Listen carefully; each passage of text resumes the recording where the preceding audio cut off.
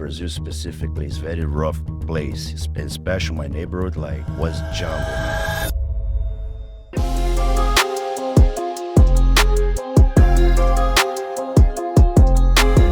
What's up, Coach? Welcome to the podcast. How's it going? Thank you, man, for the invitation. I feel good, Eric, to be here with you. There's excited. unique moments. Good. Let's talk. Let's do it. I'm Yeah. excited. This is going to be a fun episode. So Definitely. you've been everywhere. You've been you're Brazilian Jiu-Jitsu head coach. You've been a UFC fighter. You've even acted in some movies. Very impressed by your background. You're international, world-renowned coach, but you started in Rio. You started, as a kid in Rio.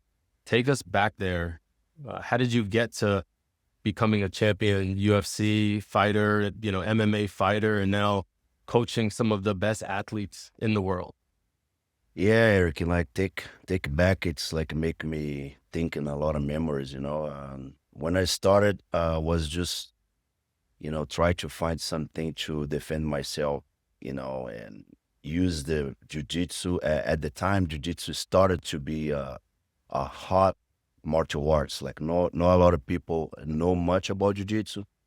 Back then was kung fu, Muay Thai, for kickboxing, for Jean-Claude Van Damme. Jiu-jitsu was not very popular at the time, and I have a few friends, actually one very good friend of my dad, which is like talk about how jiu-jitsu was, how about Grace family. We talk about 1980s, I was 11 years old. And actually my young brother started jiu-jitsu first than me, and I was always curious to, how it was. And few times, like after my brother trained for like a few months, I start to get he start to get advantage of me, with the brother fights, not anything crazy, but like we play to fight, and one time he choked me out. I was like, oh my God, what is that, man? And then I try again and he took me down. I was like, Dad, I need to check what is this, I cannot let my own brother keep him beat me up in my house, And I follow him and the coach like invited me to training, and since then I never stopped. This is like making me be more confident, and I start to be very, very confident actually, and Rio in Brazil specifically is very rough place, especially my neighborhood, like Take us back there. was jungle, man. Kids like are older than me and they bully me like hard. At the time, jiu-jitsu classes was not divided by kids and adults, was all together. And I just like stay resilient, like man, and I remember back then, like a lot of dudes like pretty much whooped my ass. I'm sorry the words. No, it's fine. Is mash me, and I was like going home crying, but I was keep going. And then more jiu-jitsu go into my life. I start to feel the benefit, to deal with like the adversity in life, make more calm, make way more confident. And I start to compete, and I keep it going, compete in jiu-jitsu. My lover grandmother like was the one who always helped me to like, set up my meals, to go to the tournaments, I remember was a few tournaments was not close to my house. I have to take a train and bus and train to go to the tournaments. It was my routine every 2 and 3 months, and compete and win and loss and learn and win, loss, learn. I'm start to be like get my rank, progress, become a child for teenager for adults. And man, and then I start, man. My only thing was just to get better every day. I don't have the pretension to be what I am today. I never thought to live in the United States or compete around the world. It was just like, I was just take one day at a time, be resilient, because I think the hard challenge was be at the gym every day and get smashed every day, And I was just thinking like one day, all those guys who smash me, I'm gonna smash all them. And I did And you did. it. That's pretty much, man. Yeah. You know, on this podcast, we talk business, and it's nice to have you here because you can also show how consistency and failure Hmm. applies to everything that you do.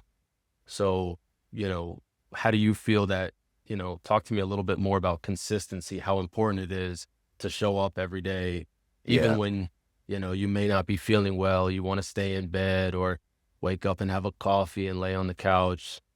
Yeah, it's like, on that journey, I have a lot of competitions, right? And in Brazilian Jiu-Jitsu, no-gi, and MMA as well, and sometimes like, I was, man, killed at the training, at the practice, but my performance was not very well when I compete. That happened with Jiu-Jitsu, and that happened like a few times with MMA as well. Mhm. But I think that the beauty of the thing, it's like it doesn't matter what happened, you have to keep it going. I think you from the bad like moments I have at the end was my best thing to help me to deal my adversity. Because I lost like in it, and then like if you not like, for example, you go to compete jiu-jitsu and then the result what you expect, you don't get it, and you are like relaxed, and okay with the result. I think that's what you need to do something different. But every time I go there, don't get the result what I want, making me go to the gym and train way more hard and fix all those mistakes and try to be better and better and better. But I think that's why jiu-jitsu helped me on my personal life, on my business, teach me a lot, how to deal with those. I'm not called this loss. I call this learnings. You learn it with everything. And that I believe like if I don't have those experience, I would not be the guy what I am today, you know. That's so Yeah. important. Well, everyone has a different method of overcoming those failures or those losses or those teachings, Hmm. right? Was there something that you would always do? Like we have a client and a business partner of mine who he won't even sleep on his bed if he does something wrong. He'll sleep on the floor. He'll stay up all night. There are some people that they flip a switch and there's certain things that get them to the other side. Right. Was there something that you would always do? I think I feel like this, Eric, like again, like those adversities never gonna stay forever. It's up to you to overcome or stay there and keep on crying, complain, and give excuse. I have a multiple example like how life knocked me down, put me very, very down. Mhm. And I just like, make me very upset. And I just think with myself, like, I'm gonna stay here on the ground crying, or I'm gonna bounce back and keep going, you know? Like one of the I mean, I it's a very few people know that personal thing, I probably want to open for that for on your podcast. Like one time, like life knocked me very down when I lost my mom, Mhm. and between my grandmother and my mom was a difference with 2 months, right? And the day when my mom passed was Mother's Day. So on Mother's Day, me and my brother was deal with the loss, How right? old were you? I was 20 something, my early 20s, Okay. right? And I was like, me and my brother was at the house like crying, crying. Then I stopped crying and he keeping crying. And then I look at the freezer, I saw a lot of bills, right? And then I look at him and I look at the bills and I look and think about my life and I'm like, hey brother, stop. And he looked at me like, what? I said, man, let's stop crying, man. Life going on. Look at the bills in the freezer, bro. We need to keep going, man. Come on, let's go, man. Because I was older and I feel like I would give him a motivation to keep going. And again, that could put me on like in bad shape, like very depressed, but I took the adversity to be strong as I can, you know, and I believe that bad adversity making me like be what I am today. I think it's nothing is worse in your life than you lost one of your family relate, and especially at the moment, like, you know, at the time, like everyone was celebrated Mother's Day. I lost my mom, you know, me and my brother. So, and today I talk about this, like I have a very, I'm strong to talk about this and not be emotional, Yeah. because I feel like this making me feel strong, you know what I mean? And be what I am today. Wow. It, not everyone can go through that and Yeah. bounce back, but it's just something to say, get up, you know, you get knocked down, Correct. get back up, get out there and prepare yourself, Yeah. right? Mm-hmm. Because the world's not going to prepare you. I always tell the kids, No, like, no, I can't baby you, I can't pick you up because the world's not going to pick you up 100%. and give you that love. 100%. Yeah. And the financial responsibility comes fast. Exactly. Yeah. Wow. And that teaching me like I was very premature, you know, very early on my age to be very responsible to all those situations, you know. Deal with all bills. My parents left, you know, like a house, you know, all kind of stuff, And you this know. is a third world country. Yes, was rough. How was Well, your neighborhood? Was it very rough. was it favelas? Was close to the favela, you know. I was living like on the street, like down the favela is on top. Mhm. But you know, my house was not exactly there on the favela, but I stay in the favela all the time. Same friend, community. I was, yes, I was like favela to favelas, you know, like they have those like every weekends they have some parties on those favelas, right? They call baile funky, Mm-hmm. and me and my friends always go on those favelas to kind of celebrate, you know, and was one way to escape from the reality of the life, you know, Rio, you know. But it was fun, was secure. People think favela was like a danger, but it's not. It's danger when like when some situations happen, like when the police like go there and try to like conflict with the drug dealers. Have drug dealers over there, of course, but man, if you go in those, if you go in the favela during the week, you see it's the like a safe place in the world. You know, I bring my son. It's like a daddy, man. I never could imagine favela was so cool. You know, people are so nice here. Everybody know you. Everybody talk to you. Mm-hmm. Everybody's happy, man. How they can be happy, you know, with don't have nothing. I say, man, that's life, bro. You know, they don't. You see what their life's supposed to be. They don't have nothing, but they're still happy. You know, and favela is the one the happy place in the world. I feel like those are the happiest people, Yeah, the they ones that are. have the least, They because are. they just the little bit that they get is enough to satisfy Exactly. them. Yes. Like I feel like they don't worry too much about baby bills. Yeah, yeah.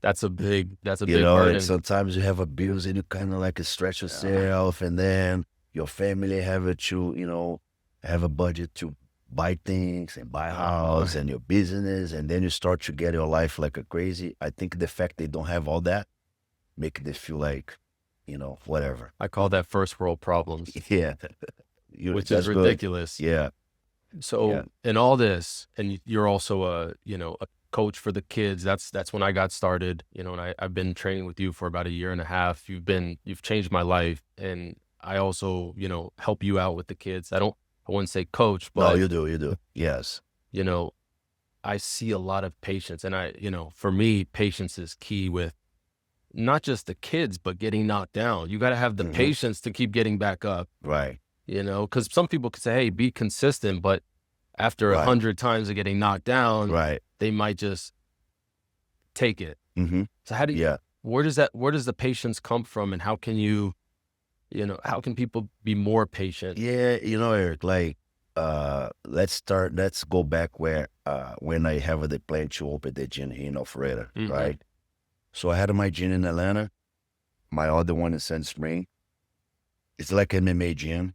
Like there's a lot of people.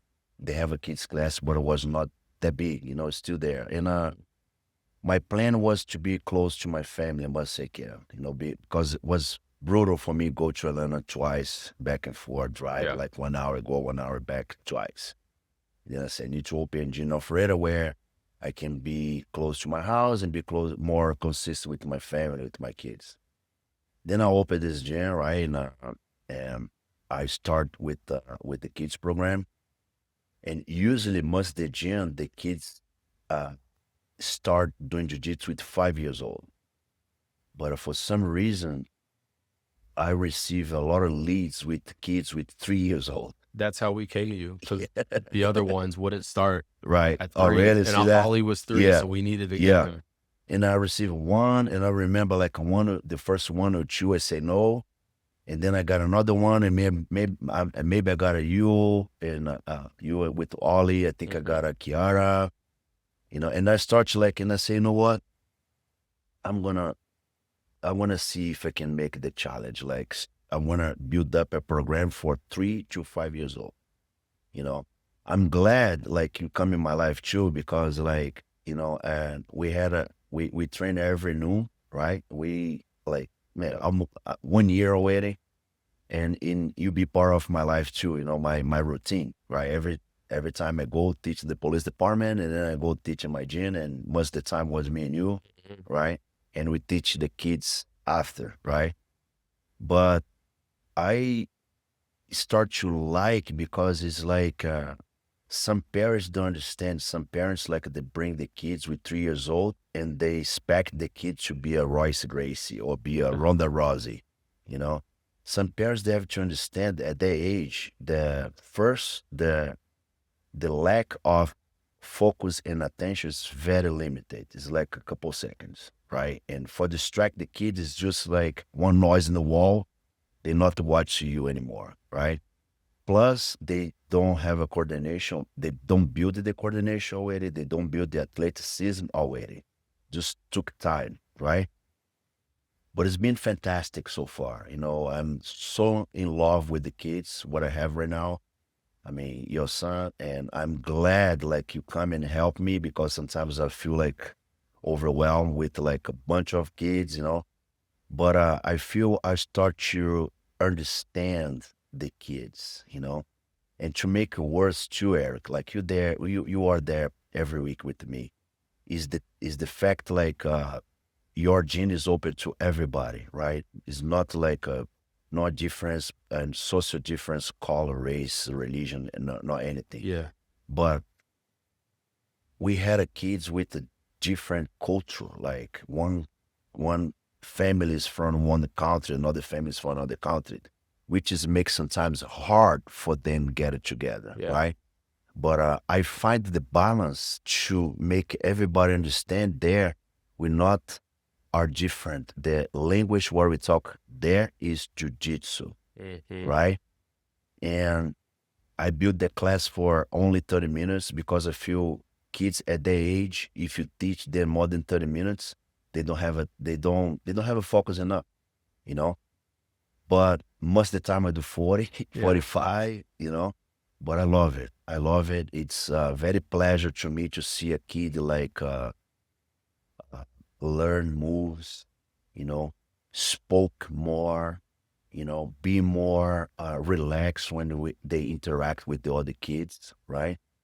And some parents, they don't understand, but the environment what they have right now, the environment what they have at the gym right now is prepare the kids for life, right? I wish some parents understand that, because you might gonna see a kid hit another kid, punch another kid inside the class. That's something I don't tolerate it. I always try to punish them, do some like type of like timeout or something like that, for they understand that's not correct.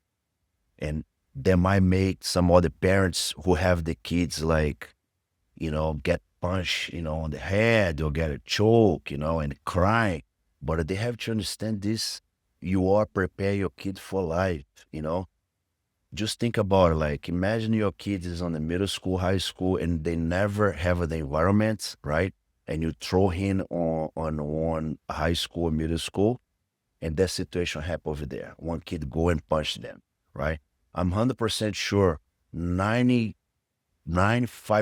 of your kids, if the situation happen, they're gonna be prepared. They will know how to deal themselves. Yeah. I feel as a parent, like you wants the better for your kids, want to protect them, but sometimes they overprotect. This is not good, in my opinion, right? Because you're not going to be with your kids forever, and I think some point they need to learn how to defend themselves without have a mom and dad around to like, hey, don't do that with my son. Don't do that with my daughter. So, and I think jujitsu and the way we are doing the class right now, is the best way. That's making me motivate. That's making me like make them learn You repeat every those same moves. yes. That's the most important. It's like one spine, Eric. Like for the first time, I have a kids compete, and every kids like 4 kids, they all kids got a first place, Hmm. right? But this system, I believe in my system. I believe in Carson Grace lineage, and I think with the lineage, with the environment, with the principal positions, like you keep it repeat over and over and over, they can save your life forever. Yeah. Competing and fighting if you need. That that backstory, by the way, is crazy. And we've talked about it before with so, I'm there beside you. So I see the kids day in and day out, and I see some come in that are just maybe the word is hopeless, right? Where most places they go to, they wouldn't survive. But seeing how we've been able to keep those same kids, you probably know who I'm talking about. Hmm. And then they are rolling on Wednesday. I saw this same kid Right. rolling literally, hey, they try a move. Okay, that didn't work. And they're doing kind of this flow. It is Yes. starting to make sense. I don't know if I told you this, but Ollie was getting pushed around, kind of bullying a little bit by this kid. And after a couple months in your class, he immediately went to that kid and just like shut him down. Yes. He was like, oh, Uh-huh. I can't do that. Yes. That's type of thing, Eric, like making me so happy. A kid coming and they kind of very shy, they're not confident enough. And then where I mean daily basis, like we keep in drilling and training and have fun. It's another thing too. The class have to be fun. I Yeah. cannot be like the kid have to be kid. They not be there. They I want you to understand like there's the place they feel pleasure to be. If you keep him go hard with the kids and try them, they want to burn out. Hmm. Like a few years they don't want to be there. And heard those type of things like you see Ollie get there very shy and now he deal, Hmm. against the aggressivity the other kid. Kiara, for example, I remember when her daddy bring her, she was not even 3 years yet, that she was using diapers. She Crazy. was so scared to get inside the mat, Yeah. I mean, most of the time, those kids at the age, they got very scared. They see a Hmm. bunch of kids with gi, and those kids was already in the class. They feel there is the habitat, like they keep like go wild. And the other kids come and they see their kids with gi, and they like, oh my God, they feel a little bit intimidating. First thing I want to let them feel, it's the places for everybody, right?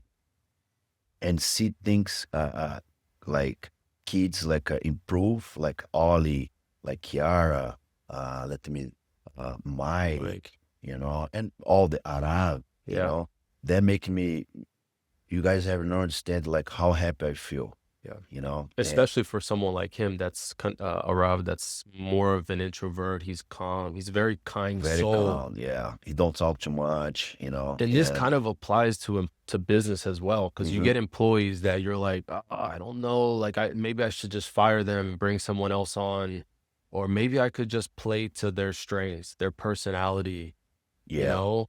Hmm. Like that's a big part of being patient, right? Yeah, I think jiu-jitsu help on that.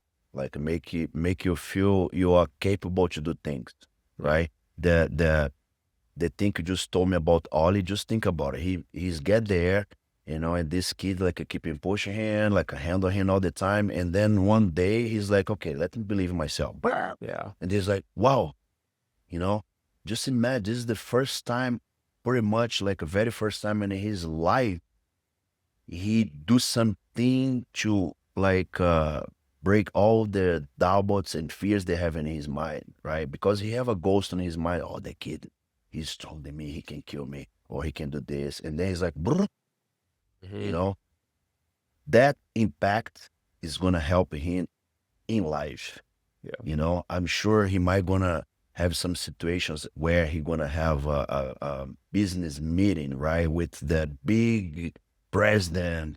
I just like hypothetically, like try to give an example, right, with this like CEO, like, you know, like a badass CEO, and he's a multimillionaire and whatever, and he might gonna have his opportunity to show his work, and most of the time the opportunity is like not gonna take too long, right? You're gonna have the very short time. And I believe that thing he learned in jiu-jitsu is gonna make him calm down and look at the CEO and like, come on, man, you're the CEO, but I'm an Ollie, man. You know, Yeah. come on, let me talk to you about this. They want to make this CEO like, oh my God, man, who's that kid? You know, Yeah. it's the same thing. If you change, hypothetically, you change, the CEO is going to be the other kid to try to bully him. You know what I mean? Yep. And this is help for life. And some parents, like, I guarantee, because I have examples of that, you know, and man, what do you think? And man, you watch now is like UFC and jiu-jitsu is very popular right now.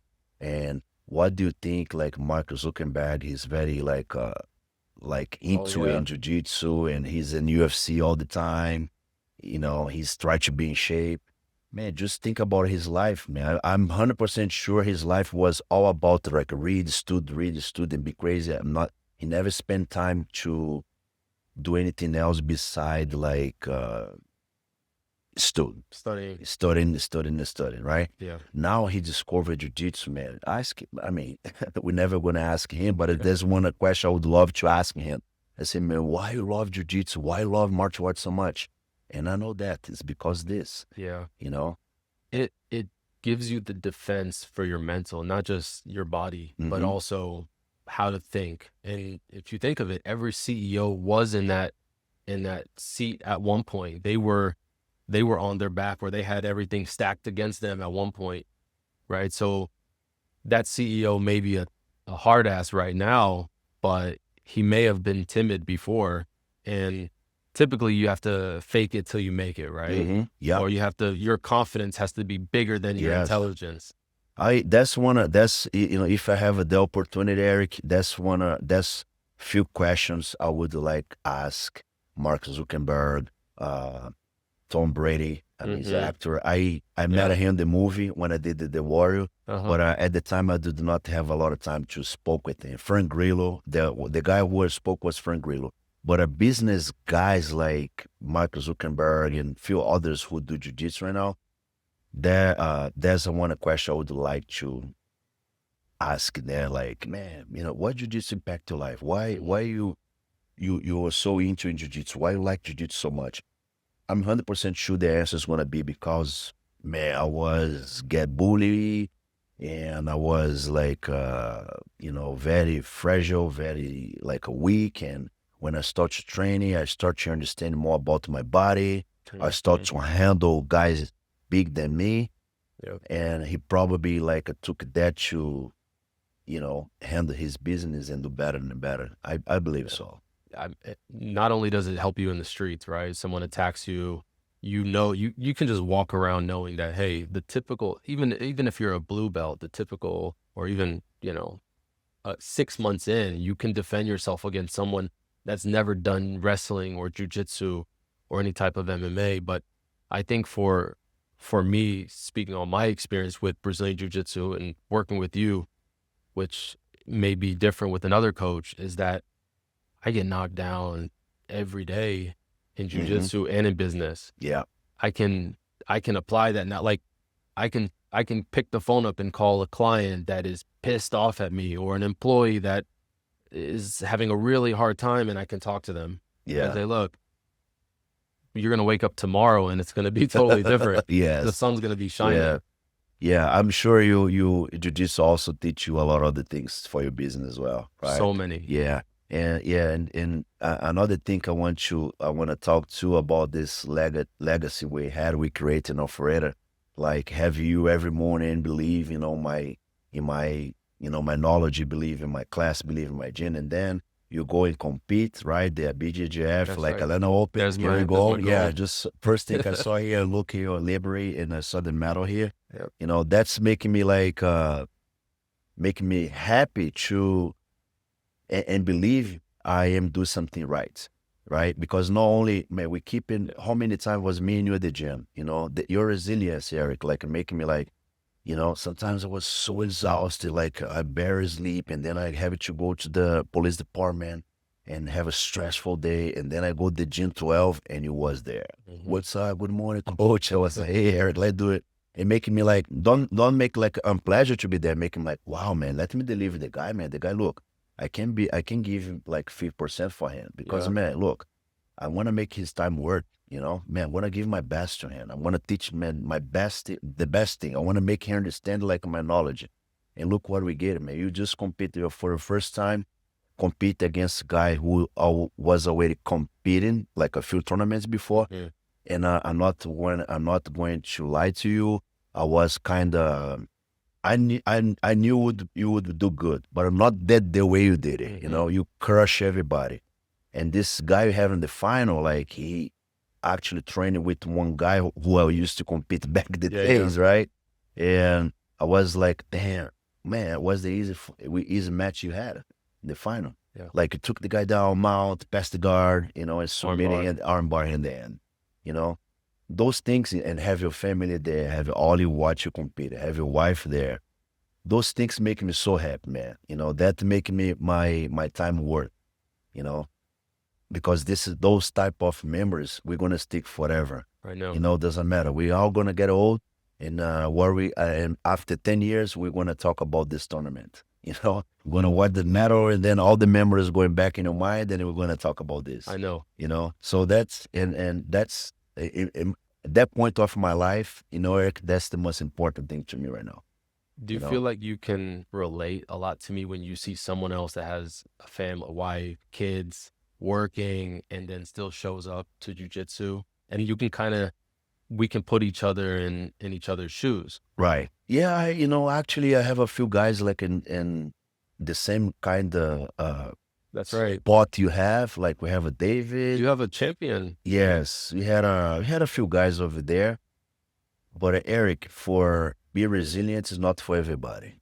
You know, it's not for everybody. I even don't want to talk, but I have a guy. He show up at the gym maybe for 1-2 weeks, and he left. And then every time, like once in a while, he messaged me, and he's like, "Oh man, I want to play. I want to come back." And one time, he got me so mad because he's like, he saw your, I mean, the pictures like and videos we post on the jiu-jitsu Instagram. It's like, Yeah. oh man, you know, I want to be, what do you say? Yeah. I want to be like the guy you protect. Like he mentioned you, like you are my project. Oh, I want to, project. yeah, I want to be this, I want to be better than the guy. Like a protege. Yeah, the protege. Like, man, what to talk about, man? You know, this guy. All your students are your proteges. Bro, yes. I mean, man, we're not different here. The class the other night had like 10, 15 people. You know, as a man, I treat everybody equally, man, you know, and I witnessed, I have those type of experience like multiple times, Eric. Like they try to uh, uh, use that as excuse for, you know, just showing up. Bro, show up like you do, man. Every noon you do Monday, Wednesday, Friday, there. Boom, boom, boom. From Wednesday, boom, boom, boom, boom, boom, boom, boom, boom. Yeah. Sometimes you come in evening's class too. Yep. Man, make Even it if happen. even if I'm in pain, the back hurts, the Bro, knee hurts. That's all. You can still drill. You can still learn. That's all, man. Be at the gym, watch. Even if know? if you don't even do it, like, Yeah. hey, you just got a surgery. Yeah. Go sit. But then, like you are in your house, like eat like a junk food, and you know, and my drink alcohol, and my I don't know, smoke weed or whatever the case may be. And I mean, you are the spot because you want, man. You know, I'm not gonna tell you like going to the gym is gonna be all pleasure. You know, you're gonna have some sacrifice. You might gonna feel your muscle, especially over 40s, right? Yeah. You might gonna hurt your body a little bit, but man, if you believe in the process, I'm sure, I'm guarantee at the end is gonna be very worth, you know. Yeah. So Yeah. And I mean, there's no growth without pain, no, ever. no, It's not possible. no. All right. I want to ask you a couple questions. Go ahead. Obviously, most great things take time. You Hmm. have to show up day in and day out. One thing that we ask all of our guests here on the podcast is, what was that growth under pressure moment for you? That time when it was dark, you weren't sure if you were gonna wake up the next day, or you weren't sure if you could pay your bills, or you were gonna win a fight. Yeah, Take us back to a dark moment for you and how you overcame that. yeah. Eric, I think like now I took those the way you call dark moment and motivation. And I feel like every time I have those dark moments, I try to, okay, so I'm here, down low. So what I have to do to overcome, right? The bad weather, it's not stay there forever. The sun always come up. That's my mantra. Hmm. I have this situation now, is bad. Everything don't go right the way you expect. I keep my faith in Jesus, keep my faith in God, and what I need to do better. What I need to do to overcome this bad situation, this like dark moments. It just sometimes took a little bit longer, but sometimes go out of quickly, and then boom, there's nothing better than you overcoming those bad situations, right? Yeah. And I would say my dark moment where was when I lost my mother, Mhm. and my grandmother. The loss of my parents in general, right? My daddy, I lost him when I was 12, and he was my big support at the time. I was very connect with them. And after that, my mom was hard to raise, like two boys, me and my brother, and she started to struggle with things too, and I just was in a jiu-jitsu come in my life in the right time, like right after I lost my dad, jiu-jitsu come in my life, and I was using jiu-jitsu to forget the pain. Hmm. Every time I was sad, I go to the gym and like, you know, I was feeling pain to get a choke, to get a people, Yeah. pop my arms, forget a people take me down, but and I feel like, yeah, jujitsu helped me on those dark moments. Like, and that's my mantra. Every time you are in the bad weather, the sun will always come up, no matter what. I think that's really important, and I appreciate you sharing that with me and our viewers. You up, I man. think that's so important to see that, hey, a dark moment for one person can be totally different for another, and to lose, your caretakers, all of them. Yeah, I feel, very depends what you feel is your dark moment, right? What you feel is bad for you. Like personally, for myself, nothing is worse than you lost your parents. I mean, you like you wake up and then you're not gonna see your dad anymore. You wake up and not see your mom, your grandmother, people who really love you, really take care of you. I think it's nothing worse than that, right? And then you're gonna face all those problems like financial, like maybe one you try to do one business or you invest money on this, and then it's not the way you thought, right? And then you start to think this is your dark moment. No, it's not your dark moment. I'm sure if you work and if you do things right, that dark moment, the investment you did it, Mhm. you can overcome and maybe multiply the You can bounce investment. back. Oh, for sure. That's for sure. And there's a lot of facts too. It's like the time of the economy, the time of the way, the place you live, the politics and stuff, all that. I just still think you need to be patient and believe in the process. If you believe the thing you're doing is right, and you have a God on your side, I think everything's gonna happen. That's amazing, because you could Yeah, have you could have first said, "Hey, my dark moment was when I lost this fight," or I lost a member of my gym. yeah. But it's so much deeper than that. Yeah, Eric, I feel like, and yeah, I honestly like I feel like if I lost a member of my gym, I feel like he not deserved to be with me. Yeah. And I wish him the best and life keep going, and more young people, more new students gonna come. Yeah. Look at the relationship we have in 1 year, man. That's like, Yeah. that's amazing. And I believe more guys like you is gonna come, more kids like Ollie, more kids like a Kiara, more kids like a Mike is gonna come. And we keep on growing, I mean, this is your business. It's already thriving. You have Yeah. 2 kids groups. You have the hmm gi and the no gi, Yeah. and your business is And already booming. and the funny thing, Eric, like uh it's beautiful right now. And all I did it for make the family in Jucão Jiu-Jitsu in Alpharetta was organic. I invest in Google Ads maybe 2 or 3 times. Everything I did it was mouth to mouth. Like you bring your friends, because I feel like this, Eric, like the good people we had around us is gonna attract and bring good people to us, right? Not feel me wrong, I really accept like have advertise Google Ads, and pay for leads and this and that. But that's the thing, you cannot filter. It's gonna come in a lot of people in your gym, and I already have that on my other business, on my other gym, which number is very important, right? I not say I don't like to make money. It's important to have a lot of students, but this one is very particular and unique for me. I want to have a good people around myself. And I don't care if I have like 1,000 students, and those 1,000 students bringing me like $1 million, right? But I'm not gonna have a peace. That 1,000 students, like 950 students is like not good person. Yeah. I'm not evaluating if they're good enough, but they feel the energy inside my gym. Yeah. If you fit, great. If you're not, it's all good, no problem.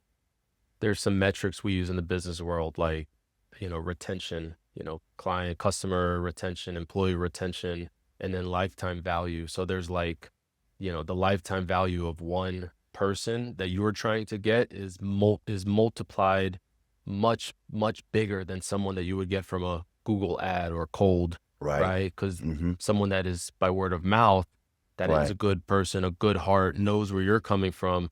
They may be a 12 to 36 month person versus a 3 month, Yeah. right? And that's not what you want. Yeah. Tell me real quick.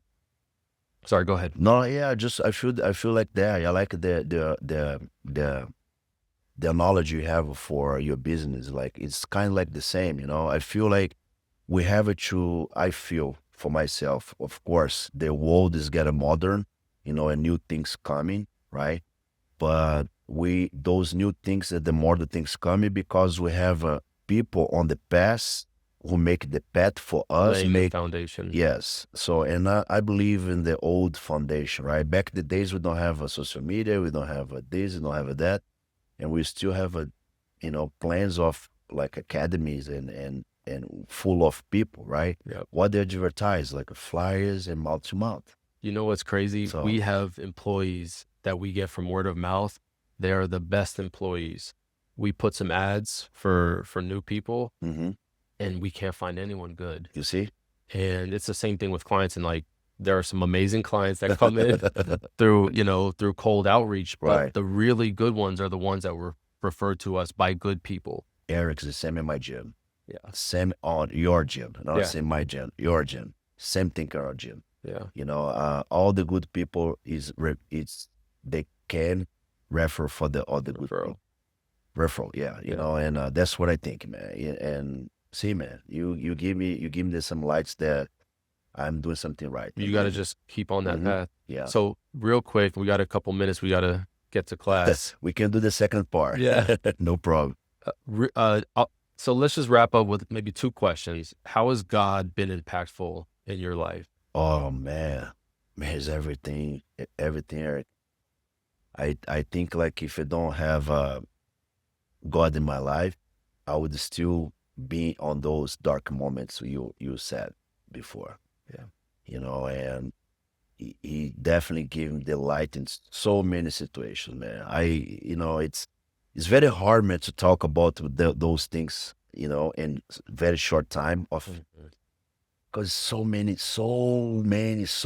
situations, Eric, so many situations. I'm gonna tell one time I was doing, I was, uh, I was kicked out of a UFC, like I lost one split decision in Atlanta, UFC kicked me out, and I was doing some fights outside, you know, to maybe come back to UFC, right? And then I did one fight, and then I had this tournament, like 3 fights in one night. The guy tried to create the you know, like a kind of old school stuff, and then like, okay, you know, first of all, was the last one to be choose from those brackets. What, 8 guys, 170 was in Oklahoma. And I did the first fight, like it was 8 badass guys, you know, I did the first fight and I won. But I feel like my body was not really hydrated. You know, if my muscle was like a thief, you know. I have man, thank you so much. I thank God all the time to have a Lima's brother on my side, Diego and Douglas, right? And I was the backstage and I was like confirmed that I would not come back to do the semi-final and the final. I said, man, you know what? I already win one fight, you know, for my record is going to be good, you know, and I might need few more fights to my UFC choose me again. And they keep me pushing me, man. No, man, you're going to have to go, man. You know, you have to go, man, have to go. No, come on, Jucão, let's go, man.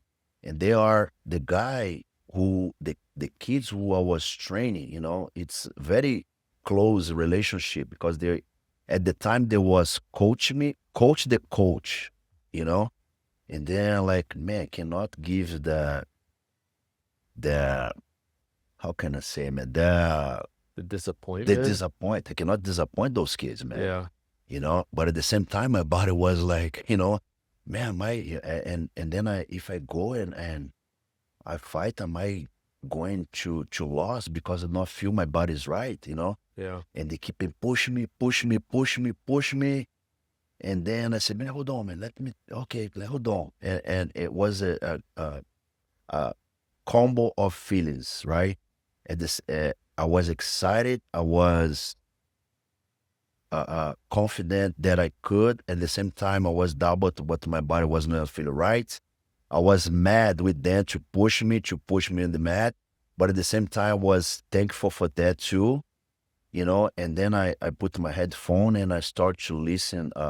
There's one Brazilian guy, his past is an older reporter, and his voice is very loud, you know, very unique voice, and he do the Psalms, the Bible version, Verse. the all Psalms, right?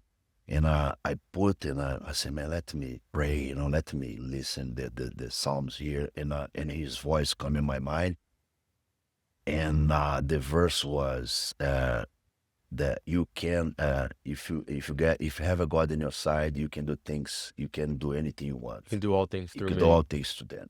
Yeah. And I keep on listening the whole thing, and I just coming down, and I keep on listening his voice, right? And I keep it and I keep it and I keep it listening. This give me like a power. And then I look at the guys and say, hey, the guy from the promotion, oh, you're gonna fight or not? You're gonna fight or not? And I said, yes, I will. And guess what? I won. You won the whole thing. I You won. beat the next guy. I beat and the next final. guy. Then when I beat the next guy, I said, man, now it's mine. You know, and then I did the final, and then I beat the guy. And that's just one thing, like a God was important, you know. I can give like multiple, you know, and times and with those kids like Diego and Douglas Lima too, and their career, we pretty much did everything together. Like Diego wanted the Ultimate Fighter twice, Douglas Lima become a Bellator champion, and before we got the Bellator champion, we fight local. We fight in one small promotion in Canada. Man, everything was, man, God, man. I remember one time, me and Douglas on his fight, he was fighting for the belt, and he fight the local guy in Edmonton, right? Was only God and us against the whole stadium, right? But it was not only guys try to cheers against us. You know, the guy was type of gangster, and the friends was type of gangster too. They really tried to intimidate us. right? Wow. And I remember Douglas got inside the ring, right? And then when he came, his walking song was "I put on for my city." It's like a Jay-Z. rapper, yeah, Jay-Z. I put on for my city. Man, the stadium go down, you know. And I just like I talked to Douglas, said, "Man, Douglas, man, we have a God, We got bro. God. Got a God, man. Don't worry, man. It's gonna be your night." Now, guess what? Was his night. He's shy, you know, and he shoots down the whole arena. You Wow. know, I mean, that's type of things like a God's, when you have a God in your side, man, you don't need to be scared for anything, man. I You believe know? it. I Yeah. believe it. Well, this was great. This was really good. We're gonna go hit class. What? Okay, I want you to answer just one Please, thing man, for keep me. going. I feel so relaxed here, man. We It's so bad that I have to finish, but we can do a second part if you want. we'll do No? another one. I just Yeah. want you to fill in the gap of this sentence. Uh-huh. A man under pressure should always.